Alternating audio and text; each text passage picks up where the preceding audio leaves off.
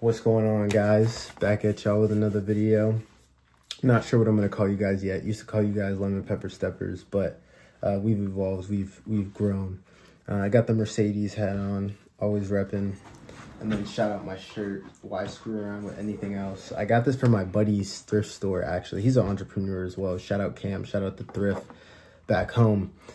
As you could tell by the title of today's video, we're going to be discussing discipline. And the first thing I want to address is I think a lot of people have a misconception about what discipline is. I think some people look at others who are successful and they're just like, oh, that person's naturally successful, or they're just, you know, naturally disciplined. But discipline, I like to perceive it as a muscle, right? So just like anything else, whether it be, you know, you practice talking to people, right? And then you do that very frequently and then you become proficient at it, or you practice, you know, speaking another language or running, or being consistent in your business. Discipline is a muscle, right? So you might be thinking, okay, I have no discipline. I'm not disciplined at all, but you can actually build that muscle over time. And then, you know, through the process of progressive overload, which is applicable in many facets of life, not just weightlifting, you can build your discipline up pretty quickly within, you know, 3 to 5 days. Discipline is a skill. Just think of it as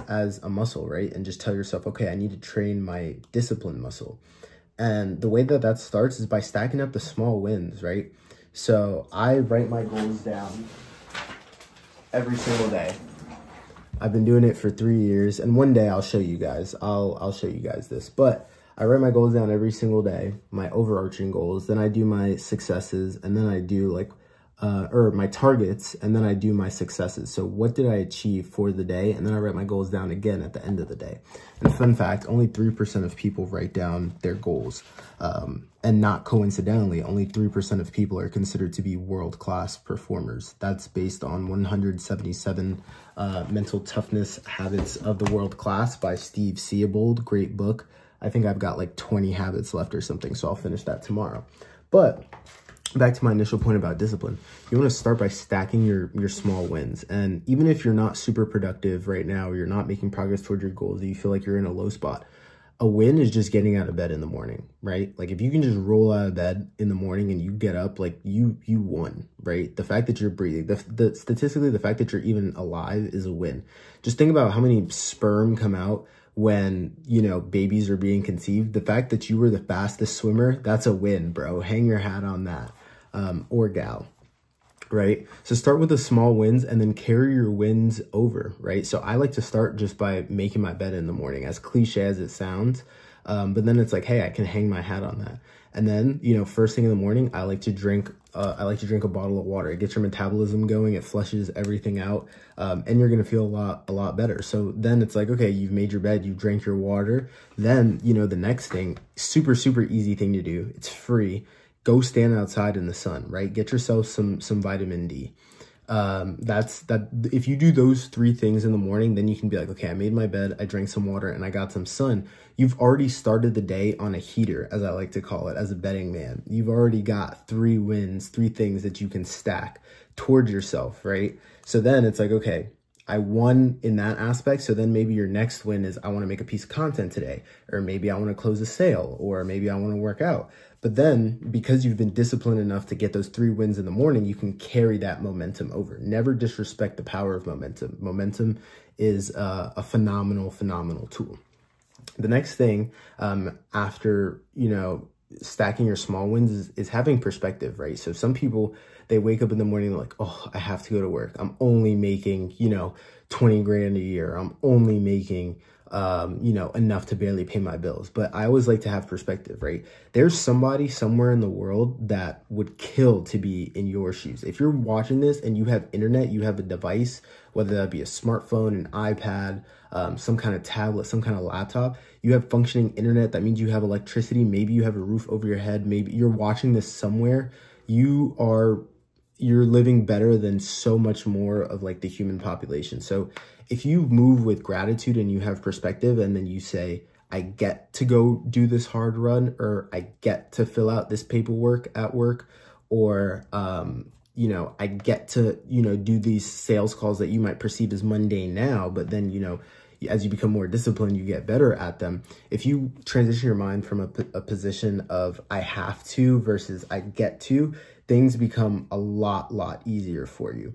And one thing I like to point out, shout out Alex Hormozy for two of the things I'm going to discuss, is if I talk to somebody and they're like, oh, I haven't gone to the gym in years, it's impossible for me to start. The first thing I do is I congratulate them. And they're like, what? And I'm like, dude, you're already consistent as hell. You already haven't been going to the gym for the past 3 years. So if you can willingly not go to the gym and make a commitment to do something for 3 years, you can easily get your ass up and go to the gym for 3 years. It's the same level of commitment, right? So I think just moving yourself from a perspective of expectation into gratitude also helps. And then also Alex Hormozy. I've been consuming a lot of his content. But I saw that he said this: if you can be in a bad mood for no reason, then you can be in a good mood for no reason. And Steve Seabold also says this in this book, right? Attitude is a choice. Happiness is a choice. The way that I like to kind of reframe that is, okay, that bad mood that I'm in that, you know, hasn't really been, you know, brought on by anything, I can easily flip that switch and be in a good mood for the same exact reason. And then another way to kind of flip your perspective, right? I believe it's like 26,000 seconds in a day. If something bad happens for 26 seconds of your day, then that's like less than 1% of, you know, your entire day. So it's like, if you have $26,000 in the bank and, you know, you lose $30 of it, are you going to just be like, fuck it, shut down the whole account? I don't want the remaining, you know, $26,000 or 24. No, you're not going to do that. So if you have 30 bad seconds in the day, you still have 26,000 seconds to make it good. And as long as the good outweighs the bad at the end of your days, you've had a good day. And even if it doesn't, even if you tried your best and you made your best effort, then, you know, you had a good day. And then, the last 2 points here, I'm going to keep this video kind of short, is one of the things that I do, and this is like advanced level discipline, is eventually I don't tell myself, oh, whether or not I want to go to the gym. I just finished ground school for 5 hours. Then I had a sim. And then I literally just got off a call with some of my team members. And then I sent emails to all of our customers. And then I onboarded a client. And then I got some stuff ready for a podcast that I'm going to hop on. Now I'm recording this video. Then I'm going to go to the gym. Then I'm going to study. And I'm not saying that to brag, but I'm saying that because I made a commitment to myself. So regardless of how I feel, I do those things because I made a commitment. So to achieve those goals, I have to adhere to, you know, the criteria, the metric that I put in place to meet those goals. So once you get a little bit more advanced discipline, right, and you're pretty cool with being uncomfortable, right? You're comfortable being uncomfortable, then you can kind of shift your perspective to, I'm not doing this regardless of how I want to feel. I'm doing it because I have to, because of, you know, the commitment that I've made to myself. And the last thing is, again, this is, you know, after you stack some chips and you've got some discipline on your side, is I tell myself I am not in control. Like, my present self is not in control. My past self who made the goal, and then my future self who's going to have a sick ass story to tell, those are the two versions of me that are in control. But if you think of whatever discomfort that you're feeling now as you're adhering to that discipline, and then you consider quitting, you're going to disappoint your past self who is, you know, super ecstatic about making that goal. And then you're going to disappoint your future self who wants to have a super cool story to tell.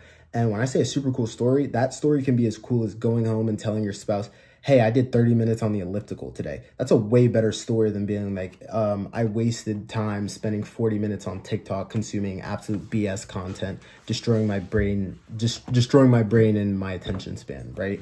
So one of the things that I like to do is whenever I feel uncomfortable, I think back to my past self when I made the goal, and then I think to my future self who wants to have a super cool story to tell. And I tell myself that the feelings of those two people are the ones that are in control. And then the very, very last thing, and this one I coined. I'm trademarking this. I haven't seen anybody else say this.